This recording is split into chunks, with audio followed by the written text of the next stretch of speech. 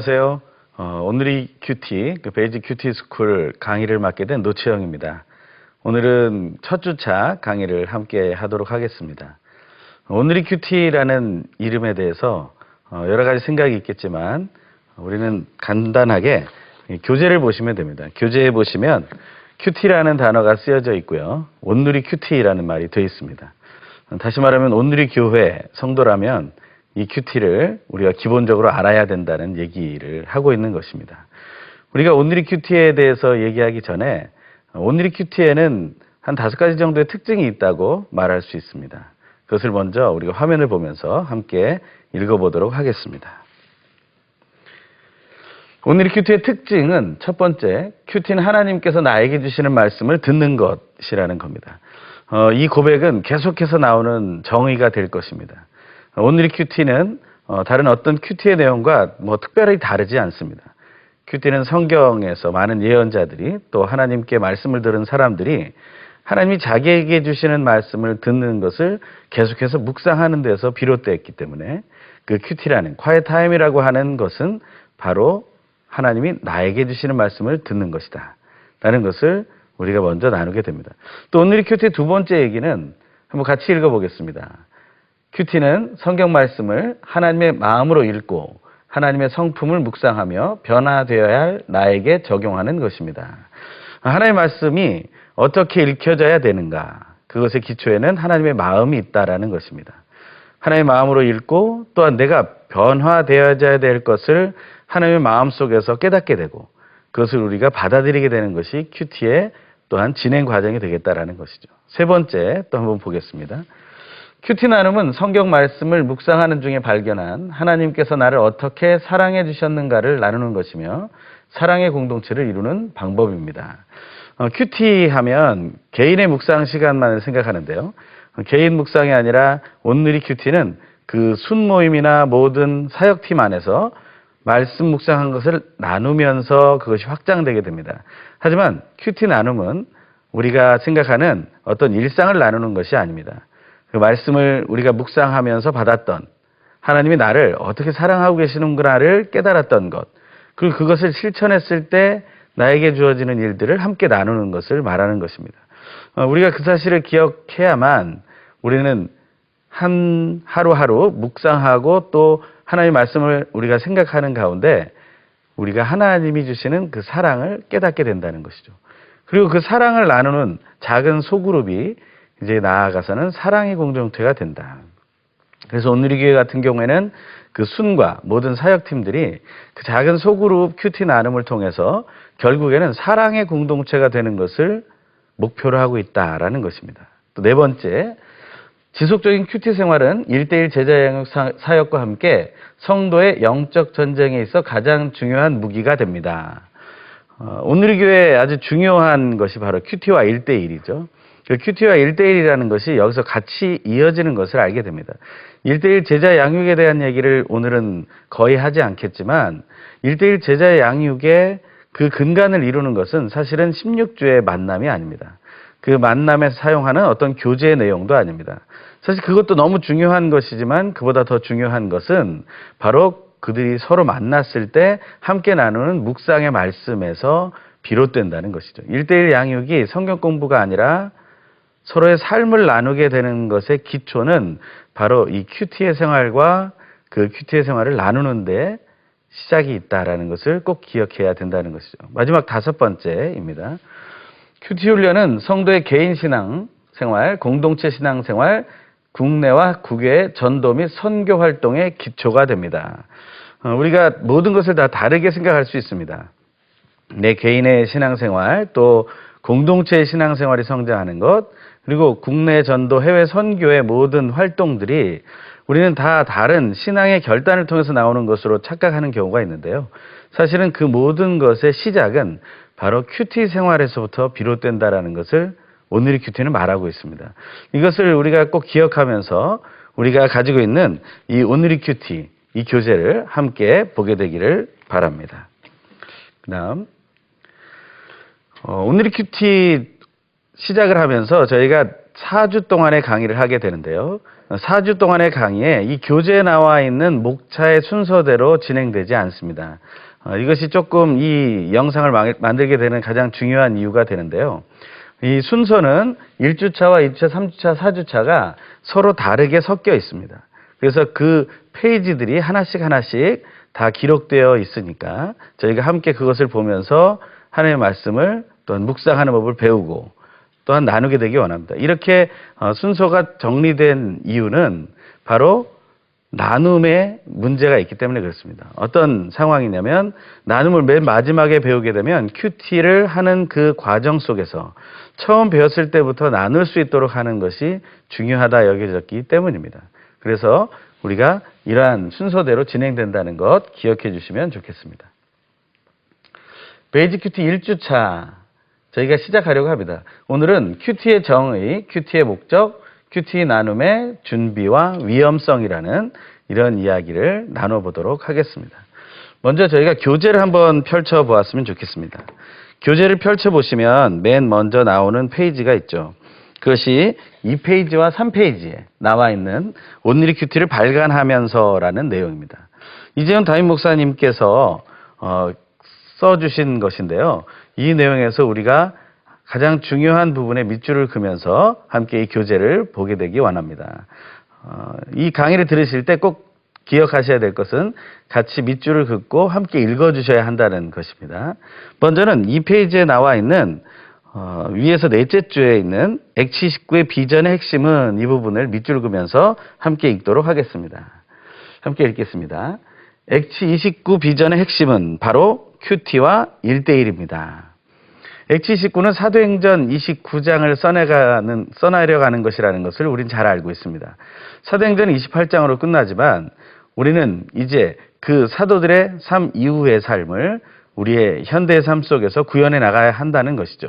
그것이 바로 사도행전 29장, 아직 쓰여지지 않았지만 우리가 그것을 이뤄가기 위해서 써나가야 한다는 것을 말합니다. 이것이 바로 액치29라는 비전인데요. 그 비전의 핵심에는 온누리 교회의 가장 중요한 DNA라고 말하는 큐티와 1:1이 있다는 것입니다. 그러니 오늘이 제2기를 맞이하면서 가장 중요한 것이 무엇일까 하는 질문을 한다면 그것은 바로 온누리 교회 모든 성도들이 그동안 온전히 감당해왔던 큐티와 1:1 사역을 계속 감당해야 한다라는 것을 말하고 있는 것입니다. 우리 그 사실을 기억할 때 우리는 이 상황이 얼마나 중요한 것인지를 알게 된다는 것, 그것을 기억하기 원합니다. 이번엔 3페이지, 교재 3페이지 맨 첫 번째 줄을 함께 밑줄 그으면서 읽기 원합니다. 시작. 큐티는 하나님이 내게 주시는 말씀을 듣는 것입니다. 그리고 큐티에다가 동그라미를 쳐주시면 좋겠습니다. 여기 보이는 것처럼 큐티가 바로 하나님이 내게 주시는 말씀을 듣는 것. 저희가 오늘의 큐티의 첫 번째 특징에서 말하고 있는 것이었죠. 그 하나님이 나에게 주시는 말씀을 듣는 것이라는 것을 꼭 기억해야 한다는 것입니다. 그 다음에 저희가 위에서 셋째 줄 마지막 부분, 우리는 하나님의 말씀 앞에 서야 합니다. 에다 밑줄을 그어주시면 좋겠습니다. 그리고 하나님의 말씀이라는 하나님의 앞에 표시를 해주시고 거기에 진리신이라는 말을 하나 넣어주시면 좋겠습니다. 하나님의 말씀이 무엇일까? 우리는 그것에 대해서 좀 궁금히 여겨야 할 것 같습니다. 하나님의 말씀이라는 것을 우리가 생각해 보면 오늘 3페이지 위에서 둘째 줄에 보시면 말씀으로 창조하셨다라는 말이 나오고요. 또 셋째 줄에 보면 말씀으로 약속하셨다라는 말이 나옵니다. 거기다 밑줄을 그어주시면 좋겠습니다. 그리고 또 창조라는 말, 둘째 줄에 마지막에 나오는 창조, 셋째 줄에 중간에 나오는 약속, 그리고 저희가 따로 집어넣었던 진리라는 말에 동그라미를 쳐주시면 좋겠습니다. 우리가 이것을 기억하고 있으면서 이제 하나씩 큐티에 대한 설명을 하면 좋겠습니다. 다음 페이지로 넘어가겠습니다. 제가 그 다음 페이지로 넘어갈 때 이제 8페이지에서 9페이지로 넘어가도록 하겠습니다. 8페이지에서 9페이지에 보면 큐티의 정의라는 것이 나옵니다. 이 큐티의 정의, 큐티란 무엇인가요? 라는 부분 저희가 첫째 줄, 둘째 줄의 말씀 밑줄 그으면서 한번 읽어보겠습니다. 시작. 큐티란 매일 조용한 시간과 장소를 정하여 성경 말씀을 묵상함으로 하나님과 개인적으로 만나는 시간입니다. 이것은 너무나 우리가 잘 알고 있는 정의입니다. 하지만 우리가 늘 잊어버리는 정의이기도 하죠. 그래서 오늘 이것을 우리가 한번 깊이 나눠보는 시간을 갖기 원합니다. 먼저 큐티에다가 동그라미를 좀 쳐주시고요. 큐티가 다시 매일 조용한 시간과 장소라는 것, 그리고 성경 말씀을 묵상하는 시간이라는 것, 하나님과 개인적으로 만나는 시간이라는 것을 말하고 있는 것을 기억하길 바랍니다. 그리고 본문 아래 보면 그 파란색 아래 요소들은 큐티에 있어서 꼭 필요한 조건들입니다 라고 말해져 있는 그런 내용을 보면 환경이라는 부분이 나옵니다. 거기에 보면 말씀에 집중할 수 있는 조용한 시간과 장소라고 쓰여져야 하는데 과장소가 빠져 있습니다. 그래서 그곳에 조용한 시간 뒤에다가 과장소라는 말을 넣어주시면 좋겠습니다. 한번 지금 이 시간에 적어주시면 좋겠습니다. 예, 말씀에 집중할 수 있는 조용한 시간과 장소. 거기다 밑줄 한번 그어주시고요. 그리고 또 큐티에 대한 정의가 그 페이지의 6번째 줄에 나오게 됩니다. 큐티는 나의 삶이 변화되고 성숙해가는 시간입니다. 큐티에다 다시 동그라미 쳐주시고요. 또 큐티에 대한 또 다른 내용이 나옵니다. 그 다음 9페이지의 첫째 줄에 보시면 큐티는 말씀 안에서 시간을 보내며 하나님과의 친밀한 교제를 경험하는 것입니다. 예, 큐티에다 또 동그라미 쳐주시고요. 저희는 이렇게 큐티에 대한 것을 여러 가지 정의를 통해서 볼 수 있다는 것입니다. 큐티를 우리가 이렇게 알아가는 것은 큐티가 한 가지 의미를 가지고 있는 것은 아니다라는 것을 다시 한번 생각해 봐야 한다는 것이죠. 하나님의 말씀 속에서 quiet time, 바로 조용한 시간을 갖게 되는 이유가 바로 거기 있다는 것을 우리는 알게 되길 바랍니다. 하지만 친밀한 관계를 방해하는 요소가 있다고 넷째 줄에는 기록하고 있는데요. 거기다 밑줄 그어주시고 저희가 그 요소들이 무엇인지를 한번 확인해 보기 원합니다. 첫 번째는 분주함이라는 것입니다. 이 분주함이라는 것은 큐티를 방해하는 요소이죠. 오늘 본문에 보면 유진 피터슨 목사님의 예를 들면서 분주함은 헌신이 아니라 배신의 표시라고까지 말하고 있습니다. 우리에게 분주함이 있다는 것은 바로 하나님의 말씀을 묵상하는 삶의 가장 큰 적이 된다는 것이죠. 사실은 그 분주하다라는 것은 우리의 영에 관심이 있다기보다는 우리의 마음과 몸에 더 관심이 많다는 것을 우리는 뜻하는 것을 기억해야 할 것입니다. 하나님의 말씀을 묵상하고 또한 그 말씀을 묵상하고 또 묵상하는 삶을 살기 위해서는 우리 속에 있는 그 분주함들을 버려야 한다는 것을 꼭 기억하게 되길 바랍니다. 그 다음에 그 두 번째 아랫줄에 보시면 교만과 게으름이 바로 분주함의 원인이라고 말하면서 이것이 큐티의 생활을 방해하는 요소라고 말하고 있습니다. 이 교만과 게으름, 이것은 너무나 심각한 문제가 됩니다. 하나님 앞에서 스스로 높다고 여기는 것, 그러면 우리는 하나님의 말씀을 결코 들을 수가 없겠죠. 또한 우리가 게으르다면 하나님의 말씀을 펴거나 하나님의 말씀을 사모하거나 하는 행동들을 할 수 없겠죠.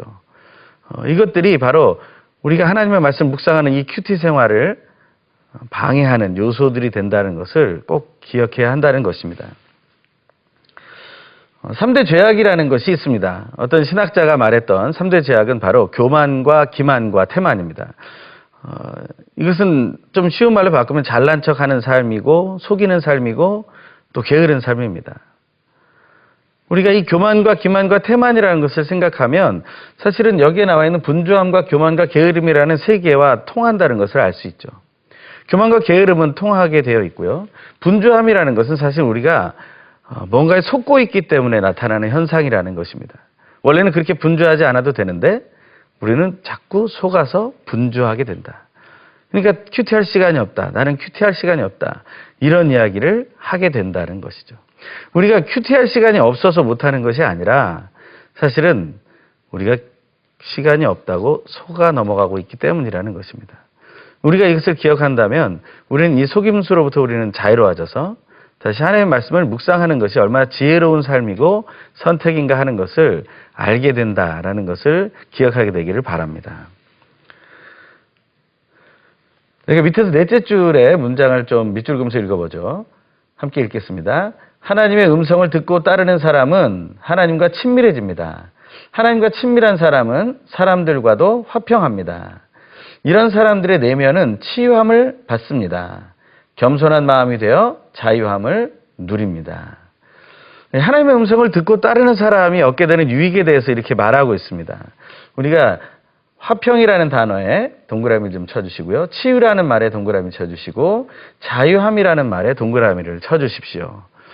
교재에 나와 있는 이 내용들을 꼭 기억하시자라는 것입니다. 동그라미 치면서 밑줄을 그으면서 여러분들은 큐티 생활이 어떤 것인지에 대해서 깊이 있게 알게 될 것입니다. 우리 마음속에 정말 이러한 것을 소망하고 있습니까? 화평을 소망하고 치유함을 소망하고 자유함을 소망하고 있습니까? 그렇다면 큐티의 생활로 나아오십시오. 큐티하는 생활은 여러분에게 이런 유익을 준다는 확신을 여러분에게 말씀드립니다. 제가 교회에 대한 얘기를 먼저 한번 하게 되기 원합니다. 우리가 큐티의 생활을 어떻게 하게 되었을까? 이 큐티는 아무렇게나 시작하는 것이 아닙니다.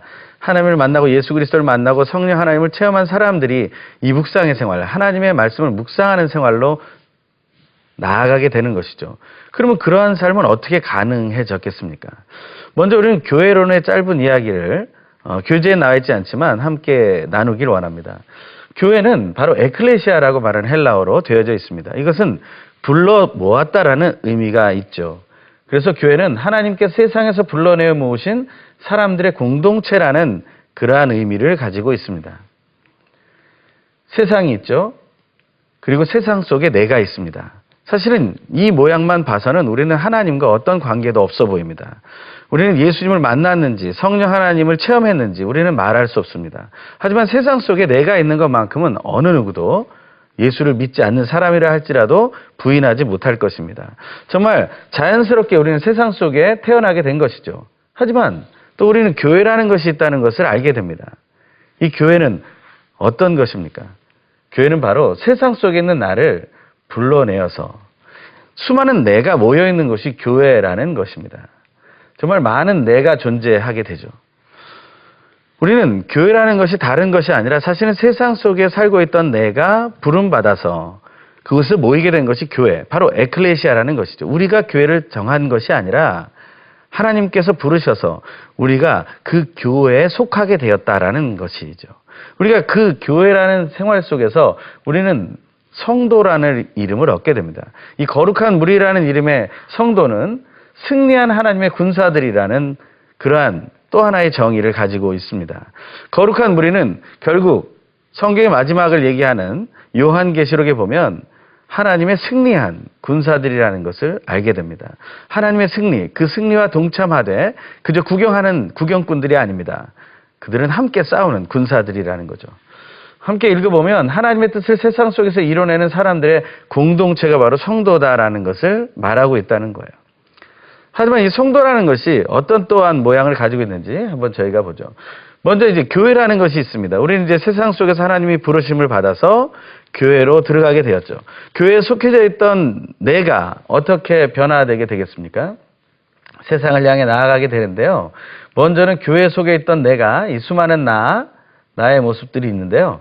이 내가 그냥 이렇게 되어 가만히 있는 것이 아닙니다. 사실 이 교회라는 곳의 특징은 하나님의 군사로, 이미 승리한 하나님의 군사로 훈련해 나가는 것이 교회의 특징이다라는 거예요. 성도는 바로 교회 안에서 그냥 나라는 모습 존재 그 자체로 가만히 있는 것이 아닙니다. 그것이 아니라 하나님 앞에서 자기를 내어놓고 그리고 하나님의 말씀을 듣고 따르면서 그는 변화되게 되죠. 그리고 일상생활 속에서 하나님의 말씀을 순종하거나 혹은 불순종하고 또 어떤 때는 회개하고 돌이키면서 자기 인생이 변화되는 것을 확인하게 되는 것입니다. 이것을 훈련이라고 말하는데요. 교회에서는 이렇게 훈련을 받는 내가 어떻게 바뀌냐면 승리한 하나님의 군사가 된다라는 것이죠. 이렇게 군사가 되어진 후에야 우리는 훈련된 대로 세상으로 다시 보내지는 일을 경험하게 된다. 그래서 세상 속에 하나님의 군사가 서게 된다는 거죠. 하지만 한 명의 군사를 세상에 보내시겠습니까? 아니요. 이제 교회 안에 있는 수없이 많은 내가 훈련받아서 이제 그 다음 차례가 되고 또 가서 동력하게 되는 일을 경험하게 되죠. 제가 말씀을 묵상하다 보면 예수 그리스도께서 전도대를 파송하실 때 2인 1조로 해서 파송하시는 것을 보게 됩니다. 하나님의 군사 둘이 합쳐서 함께 나아가게 된다는 거죠. 함께 나아가서 기도가 필요한 사람과 만나서 함께 기도하게 되면 두세 사람이 모인 곳에서 기도하는 그 기도에 하나님이 응답하신다는 말씀대로 이루어지는 것을 우리가 알 수 있지 않습니까?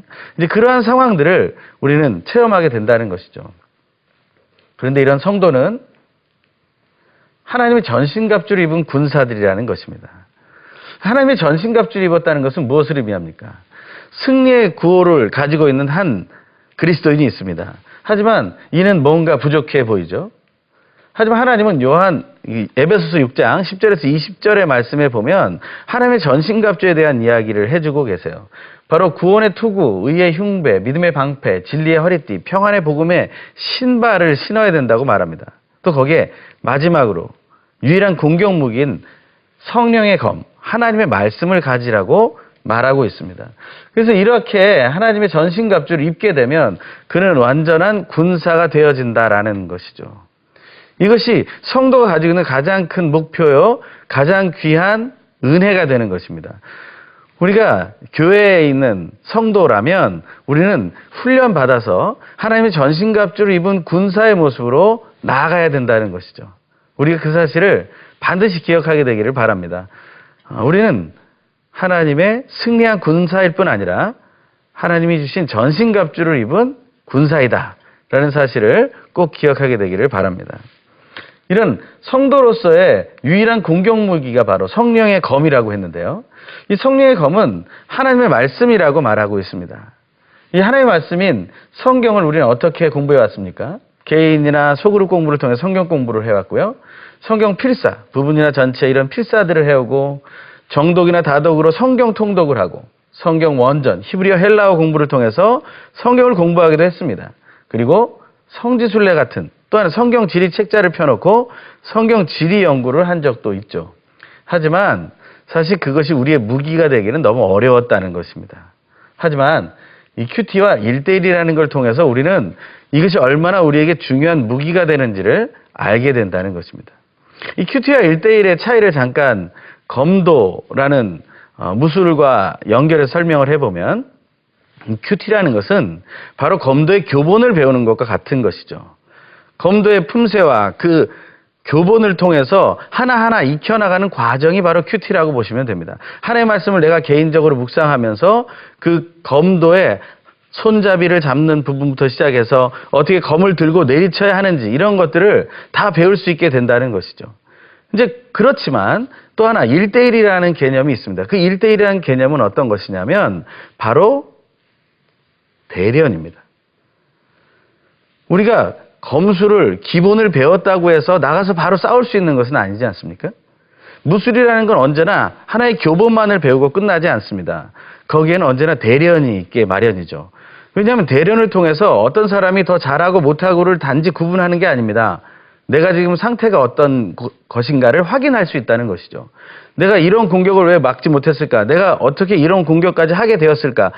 내가 어떻게 이런 공격까지 막게 되었을까? 이런 것들을 대련을 통해서 미리 체험할 수 있다는 것입니다. 그런 수없이 많은 대련의 훈련을 통해서 그는 실제 전쟁에 나가서 실제 싸움에 나가서 자기의 기량을 발휘할 수 있게 된다는 것이죠. 하나님의 말씀이 바로 성령의 검인데 우리는 그 성령의 검을 들고서 그것을 제대로 활용하지 못하는 약점을 가지고 있다는 것입니다. 그렇기 때문에 우리는 하나님의 말씀을 묵상하면서 이 큐티 생활을 통해서 이 하나님의 말씀인 성령의 검의 검술의 기초를 배워야 하고 이 1대1이라는 것을 통해서 우리는 대련을 해야 된다는 것이죠. 1대1을 하면서 여러 가지 상처도 받을 수 있습니다. 양육자의 입장에서 동반자의 입장에서 상처를 받을 수 있는 거예요. 하지만 그것으로 쓰러져서는 안 됩니다.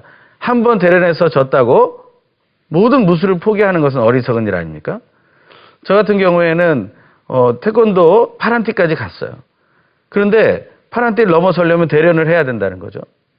근데 대련하는 게 싫어서 저는 태권도를 사실 그만둔 적이 있습니다. 어릴 적의 이야기인데요. 그게 지금은 후회스러워요. 왜냐하면 그것을 조금 더 했다면 좀 더 제 개인의 역량들을 키워나갈 수 있지 않았을까. 하지만 성경 말씀을 묵상하는 성도의 입장에서는 이것을 꼭 기억해야 된다는 것을 강조하고 싶습니다. 그래서 이 큐티와 1대1이라는 것이 어떤 진리의 법칙이 아니라 우리의 교본이 되고 그 교본의 훈련이 되고 바른 자세와 바른 검술로 또한 대련을 해서 승리할 수 있는 기회를 높여가는 것. 이게 바로 우리가 해야 할 기초다. 이것이 엑지29의 비전이다라는 것을 우리가 알게 되기 원합니다. 성도의 개인 훈련으로서 매일 큐티 생활이 있는데요. 큐티는 매일 해야 되는 것이라고 큐티의 정의에서 말하고 있습니다. 한번 읽어볼까요? 저희가 큐티 첫 번째, 오늘이 큐티에 나온 첫 번째 이야기인데요. 시작. 큐티는 하나님께서 나에게 주시는 말씀을 듣는 것입니다. 이것을 살짝 하나의 표로 그려보겠습니다. 삼위일체 하나님이 있는데요. 삼각형으로 그린 이유는 그냥 삼위가 있다라는 것을 표시하기 위한 것이지 다른 의미는 없습니다. 하나님 아버지와 예수 그리스도 성령 하나님이 일체가 될 수 있는 것은 바로 사랑 때문인 것입니다. 서로 사랑하시기 때문에 하나가 된 거죠. 뗄래야 뗄 수 없는 하나됨이 그 안에 있다라는 것입니다. 이 삼위일체 하나님께서, 이 사랑이신 하나님께서 나에게, 다른 사람이 아닙니다. 너에게가 아니라 그에게가 아닙니다. 내 남편, 내 아내, 내 자녀, 내 부모에게 주실 말씀이 아니에요. 우리 교회에 어떤 직분을 가진 사람, 어떤 봉사하는 사람에게 주어진 말씀이 아닙니다. 이 말씀은 누구에게요? 바로 나에게 주어진 말씀이라는 거예요. 나에게 주어진 말씀을 어떻게 해야 됩니까? 듣는 것이에요. 그런데 이 표에 보면 말씀에도 사랑이 그려져 있죠. 하트 표시가 그려져 있습니다. 이것은 무엇입니까? 하나님이, 사랑이신 하나님이 우리에게 말씀을 개개인에게 전달해 주실 때 무엇이 전달된다는 거예요? 사랑이 전달된다는 것을 말합니다. 우리는 그래서 이 사랑이신 하나님이 사랑의 말씀을 전해 주시는 것을 들을 때, 이 듣는다는 것은 단지 귀로만 듣는 게 아니죠. 경청하여 듣고 묵상하여 듣고 또한 우리의 삶으로 살아가면서 들을 때 우리는 하나님이 허락하신, 그 말씀으로 허락하신 사랑을 바로 내 안에 새겨갈 수 있게 된다. 그 사랑이 나에게 이루어지게 된다는 것을 말합니다. 그래서 이 그림은 이 큐티의 훈련의 기초적인 그림이 됩니다. 그래서 큐티는 하나님께서 나에게 주시는 말씀을 듣는 것이라는 이 고백을 우리는 꼭 알게 되기를 바랍니다. 하나님의 말씀은 그럼 무엇일까요? 우리가 앞에 살펴보았던 2페이지, 3페이지부터 시작되는 그 8페이지, 9페이지에 나오는 앞의 이야기들을 한번 총정리하면서 들어보시면 좋겠습니다. 하나님의 말씀은 세 가지인데요. 첫 번째는 이 하나님의 말씀이 바로 생명을 창조한 말씀이라는 것입니다. 이 하나님의 말씀이 바로 나에게 왔고 내가 그것을 들을 때 어떤 일이 일어나는가. 이것을 한번 저희가 표를 보고 한번 살펴보겠습니다. 이제 큐티가 무엇이냐라는 질문에 큐티는 하나님께서 나에게 주시는 말씀이라는 것을 우리는 알고 있지 않습니까? 이 상황 속에서 하나님의 말씀이 바로 생명을 창조한 말씀이라는 것입니다. 이 생명을 창조한 말씀이라는 것이 내 속에 들어와서 계속 묵상되고 그것이 나에게 사랑으로 다가오기 시작하면 우리는 어떻게 되겠습니까? 말씀을 묵상한 후에 적용을 하게 되겠죠. 적용을 할 때 우리는 생명을 살리는 일을 하겠다고 결심하게 된다는 것입니다. 어떤 분야에서 우리가 적용을 하든지 간에 그것이 가정이건 사회건 교회이건 온 세상이건 아니면 피조물을 향해서이건 간에 우리는 생명을 살리는 일을 해야겠다라는 것을 하나님의 말씀을 묵상하면서 결심하고 결단하게 된다는 것입니다. 이것이 바로 하나님의 말씀을 묵상하는 자의 복이 되겠죠. 또한 하나님의 말씀은 또한 무엇입니까? 두 번째로 하나님의 말씀이라는 것은 바로 함께 읽겠습니다. 시작. 하나님의 말씀은 성취된 사랑의 약속의 말씀입니다. 하나님의 말씀은 성취된 사랑의 약속의 말씀이라는 거예요. 하나님의 말씀을 우리가 다시 한번 생각해 보면요. 생명을 창조한 말씀일 뿐만 아니라 하나님이 약속하신 말씀인데요. 그 약속은 사랑의 약속의 말씀이에요. 하나님이 우리에게 선악을 알게 하는 나무의 열매를 따먹지 말아라 하는 첫 번째 명령, 그것은 우리를 힘들게 만들려고 하는 하나님의 약속이었겠습니까? 명령이었겠습니까? 아니요. 우리를 사랑하기 때문에 주신 말씀이었습니다. 하지만 그것을 어겼죠. 그래서 하나님은 이집트에서부터 탈출시켜서 광야에서 그 백성들을 모아놓고 십계명을 주시죠. 그 십계명을 주실 때 그 십계명은 왜 주셨겠습니까? 그 십계명에 대해서 율법학자에게 하나님이 예수님이 물어보셨을 때 그가 이런 얘기를 하죠. 마음과 뜻과 힘과 정성을 다해서 주 너희 하나님을 사랑하라가 첫 번째고 그 다음은 내 이웃을 내 몸과 같이 사랑하라 하는 말씀이라고 했어요. 그러니까 이것을 풀어보면 사실은 이 계명은 사랑의 계명이라는 걸 알 수 있습니다. 세 가지의 사랑을 얘기하고 있죠. 하나님의 사랑, 하나님을 사랑하라. 두 번째, 내 몸을 사랑해라. 왜냐하면 이웃을 사랑하지만 내 몸을 사랑하는 것처럼 사랑하라는 것이 기준이 되니까요. 그리고 세 번째는 이웃을 사랑하라. 그러니까 결국에 공통되는 것은 무엇입니까? 사랑의 대상이 하나님이냐, 내 몸이냐, 이웃이냐의 차이일 뿐이지 사실은 사랑한다라는 것이 하나님이 주신 명령이요, 약속의 핵심이라는 것이죠. 그것을 우리가 기억하다 보면 우리는 이 이야기가 얼마나 중요한 것인지를 잘 알게 된다라는 것입니다. 근데 하나님이 사랑의 약속을 그냥 주시기만 했느냐? 아니요. 성취시키셨죠. 하나님이 어떻게 그 사랑의 약속을 성취시키셨습니까? 십계명을 이룬 자가 누가 있어요? 오직 하나님만을 섬기고 우상을 섬기지 않고, 그리고 하나님의 이름을 망령되이 일컫지 않고, 또 내 부모를 공경하라 할 때 그것을 온전히 지킨 사람이 누가 있겠습니까? 마음속으로 미워하지 않고 마음속으로 음욕을 품지 않았던 사람이 누가 있겠습니까? 마음속으로 탐심을 갖지 않은 자가 누가 있겠습니까? 사실은 이 세상에 어느 누구도 모두가 죄인이기 때문에 우리는 그러한 것을 이룰 수가 없어요. 그러니 하나님의 그 사랑의 약속은 성취될 수가 없는 거죠. 하지만 우리는 누구를 통해서 그 약속이 성취되었음을 알고 있습니까? 바로 예수 그리스도. 그분의 십자가 사건을 통해서 우리의 거짓과 죄와 죽음이 사라져버리는, 그것으로부터 승리하게 되는, 그것으로부터 해방되는 놀라운 경험을 하지 않았습니까? 예수 그리스도의 그 십자가의 사건이 우리에게 보여주는 것은 무엇입니까? 다른 많은 사형틀이었던 십자가와 다른 점은 무엇입니까? 그것은 바로 예수 그리스도의 십자가가 사랑의 십자가였다는 거예요. 하나님의 사랑을 온전히 이룬 십자가였다는 사실입니다. 그 사실을 우리가 기억하면 우리는 예수 그리스도의 십자가를 통해서 하나님의 그 사랑의 언약은 성취가 되었다. 그러니까 그 성취된 사랑의 약속의 말씀을 계속해서 묵상하면 우리의 삶 속에는 어떤 일이 일어날까요? 그 사랑의 약속이 믿어지겠죠. 믿어지면서 우리는 서로 사랑하게 하는 일을 하게 된다는 거예요. 예수 그리스도가 제자들에게 마지막 주신 새 계명이 무엇입니까? 바로 요한복음 13장 34절 35절에 나오죠. 너희에게 계명을 주노니 새 계명을 주노니 서로 사랑하라. 서로 사랑하라는 게. 이 서로 사랑한다라는 것은요, 우리가 당연히 마땅히 해야 될 거예요. 큐티에서 적용할 내용이 아닙니다. 그것은 당연히 우리가 그렇게 살아가게 돼 있어요. 예수가 우리를 위해 죽으셨기 때문에. 하지만 큐티에서 적용할 때는 한 걸음 더 나가야 됩니다. 내가 있는 그 자리에서 나와 함께한 구성원들이 서로 사랑하게 되는 일을 해야 된다는 겁니다. 내가 함께하는 모든 구성원들이 서로 사랑하게 될 때 그것을 다른 말로 바꾸면 화평케 하는 일을 하게 된다는 거예요. 마태복음 5장 9절에서 이런 말씀을 하죠. 화평케 하는 자는 복이 있는데 저희가 하나님의 아들, 딸이라 일컬음을 얻게 될 것이다. 하나님의 자녀가 되는 권세는 예수 그리스도를 영접할 때 가능하죠. 요한복음 1장 12절의 말씀처럼 영접하는 자 곧 그 이름을 믿는 자들에게는 하나님의 자녀가 되는 권세를 주셨다 했잖아요. 하지만 영접하고 믿는다는 것에는요, 사실은 화평케 하는 일을 해야 한다라는 사명이 들어있다는 것입니다. 또한 우리는 하나님의 말씀에 대한 또 다른 한 가지를 보게 됩니다. 하나님의 말씀을 내가 듣는 것이 큐티인데요. 한번 또 읽으시죠. 시작. 하나님의 말씀은 자유케 하는 진리의 말씀입니다. 우리가 아까 밑줄 걷던 그런 내용 중에 나와 있는 내용인데요. 큐티는 또 이렇게 됩니다. 지금까지 생명을 창조하고 성취된 언약의 말씀이라는, 사랑의 언약의 말씀이라는 것뿐 아니라 자유케 하는 진리의 말씀이라는 것을 기억해야 된다는 거예요. 이 자유케 하는 진리의 말씀을 기억할 때 우리는 이 말씀을 계속 묵상하면서 우리는 어떠한 것을 얻게 될까요? 일단은 진리의 말씀.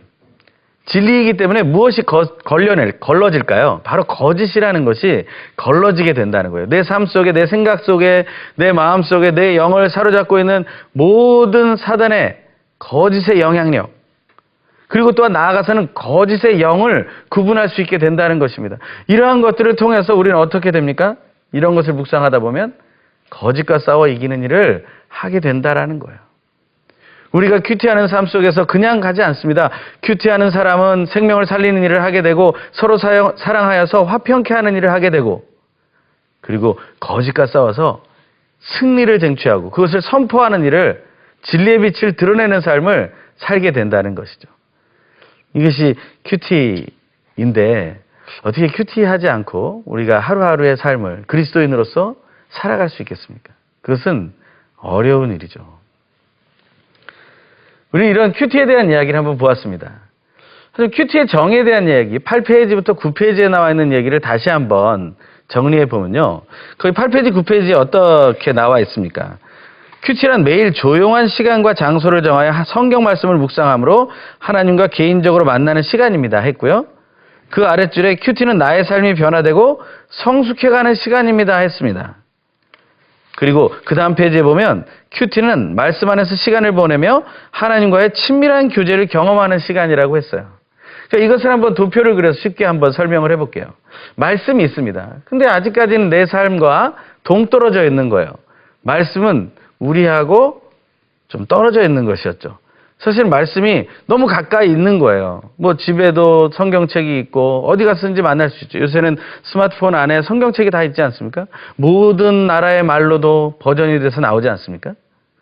그런데 이 가까이 있는 말씀이 사실은 내 삶과는 거리가 너무 멀다는 거죠. 하지만 우리가 콰이어 타임이라는 이 조용한 시간, 이 큐티라는 것을 통해서 우리는 말씀이 어떻게 나에게 다가오고 내 삶 속까지 미칠 수 있게 하는지를 알자라는 것이죠.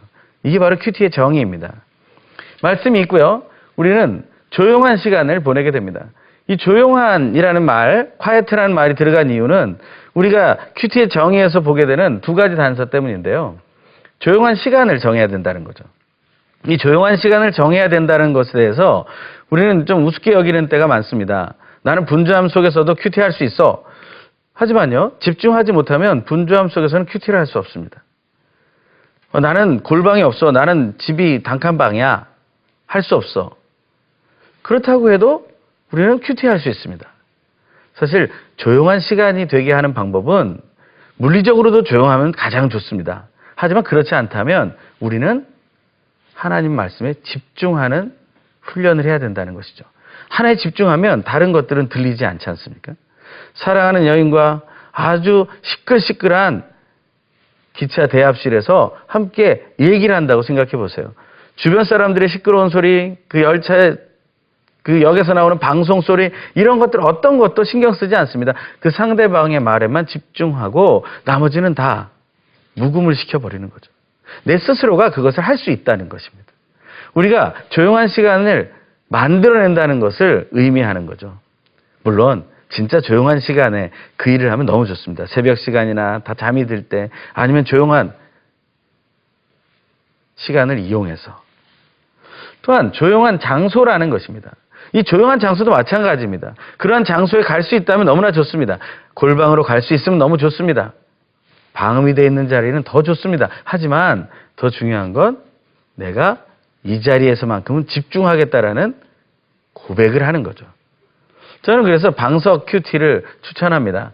사무실이건 어디건 방석을 하나 갖다 놓자는 거죠. 그래서 그 방석에 내가 무릎을 꿇거나 뭐 무릎이 안 좋으신 분들은 앉아서 편안하게 앉아서 그 자리에 앉으면 이곳은 바로 조용한 장소다라는 것을 내가 믿을 수 있다는 거죠. 그렇게 만들어갈 수 있다는 것입니다. 장소가 없어서 큐티하진 않습니다.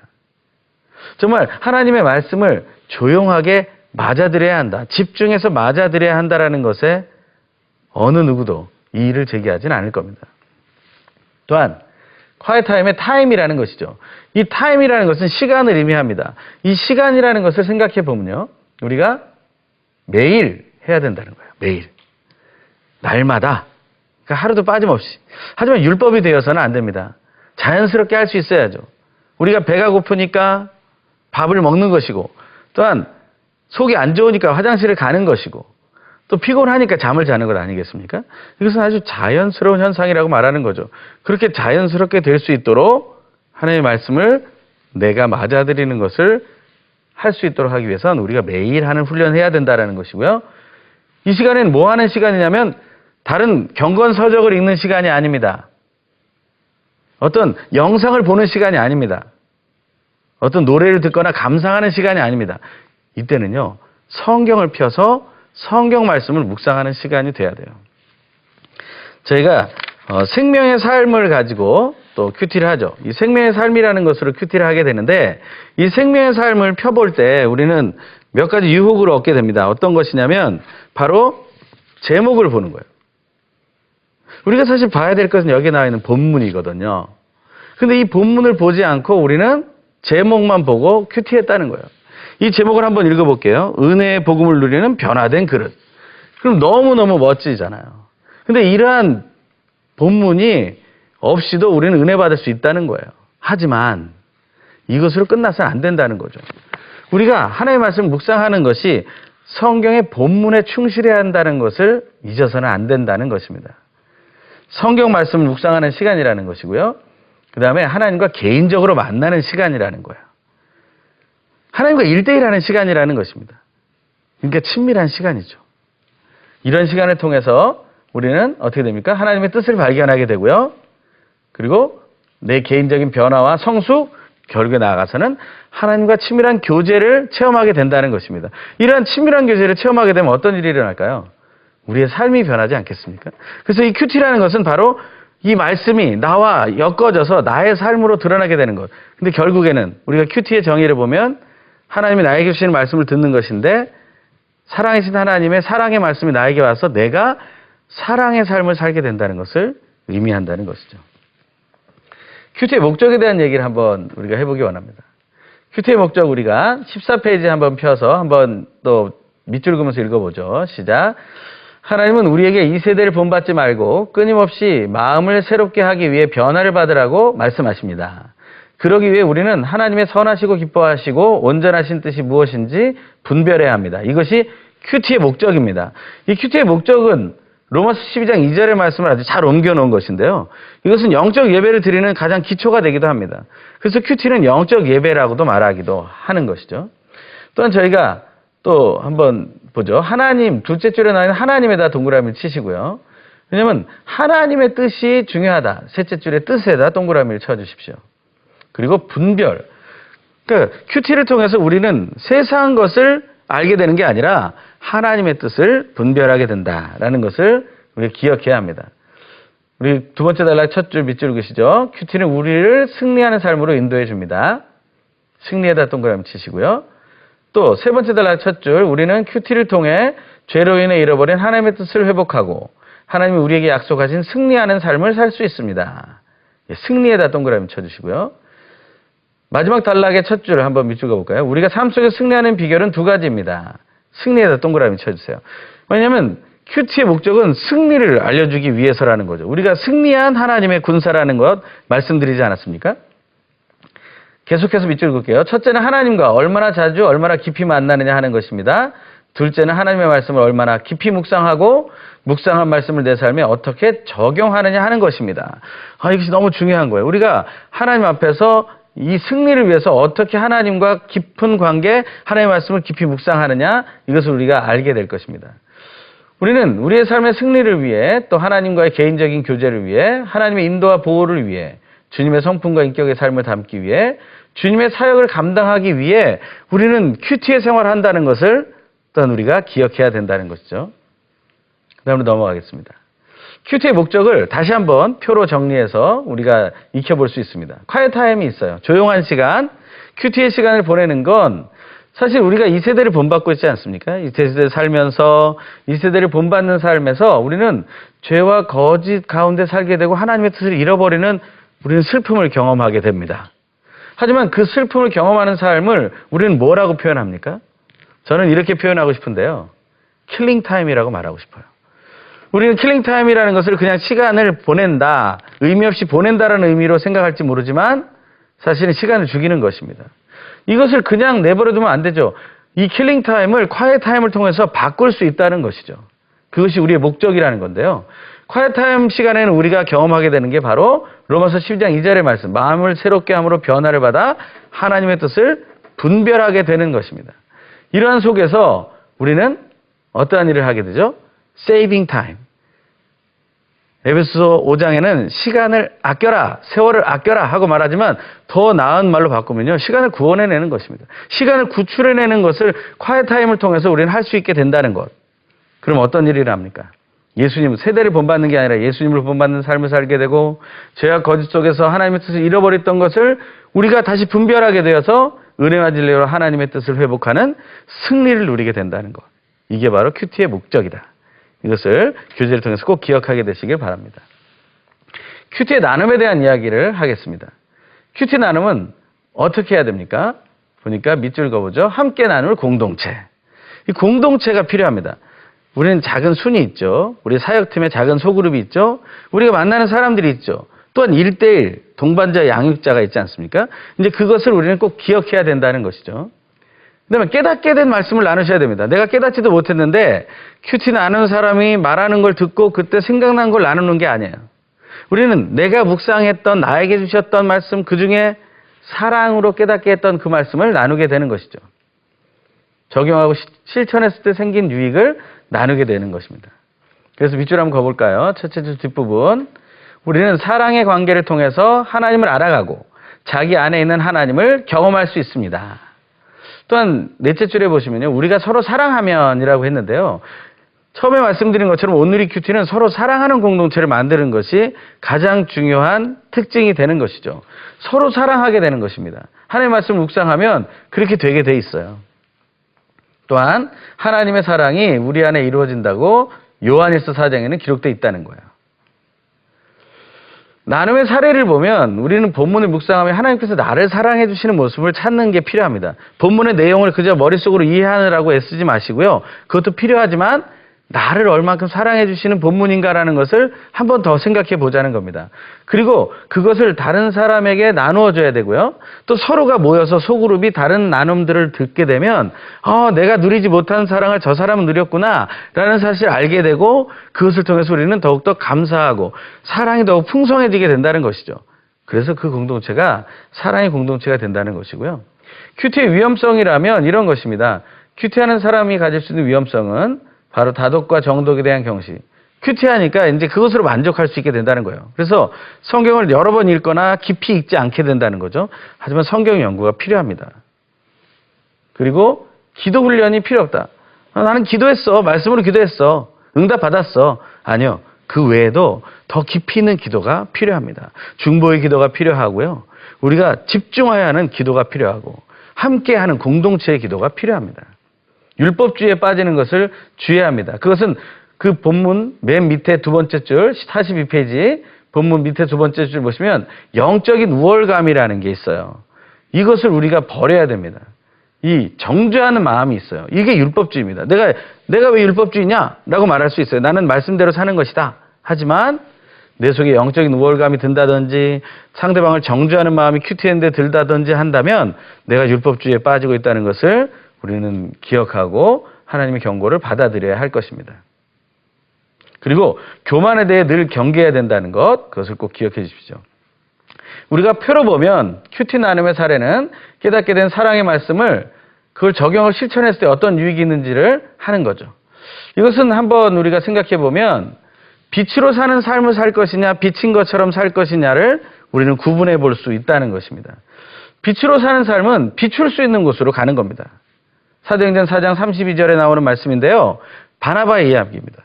하나님께 은혜를 받는다면 자기 소유를 모두 팔아서 다 사도들에게 내려놓고 교회 공동체를 위해 내려놓고 자기는 전도 여행을 떠나게 되죠. 하지만 비친 것처럼 사는 삶은 빛날 수 있는 곳으로 갑니다. 이것은 아나니아와 삽비라의 이야기예요. 사도행전 5장에 나오는. 바나바처럼 자기의 모든 것을 팝니다. 하지만 그것을 감추게 되죠. 그래서 그들은 죽임을 맞이하게 됩니다. 우리가 진짜 빛으로 살아가는 삶이 바로 사랑을 이루는 삶이라는 것을 기억해야 하고요. 한 번 더 저희가 정리해보면 큐티 나눔의 기본은요. 소그룹 리더가 큐티 생활의 본이 되어야 된다는 것, 소그룹 모두가 나눌 수 있도록 해야 된다는 것, 서로 나눌 시간을 배려해줘야 된다는 것, 그리고 정리된 나눔이 필요하다는 것, 이를 위해서 필요한 것은 작은 종이에 큐티의 내용을 적어와서 함께 나누는 것이 좋습니다. 그래서 모두가 함께 나눈 후에 새로운 나눔을 하는 것, 그것이 필요하다라는 거죠. 그 다음에 진심 어린 경청이 필요하고요. 새로운 구성원은 듣는 훈련부터 해야 된다.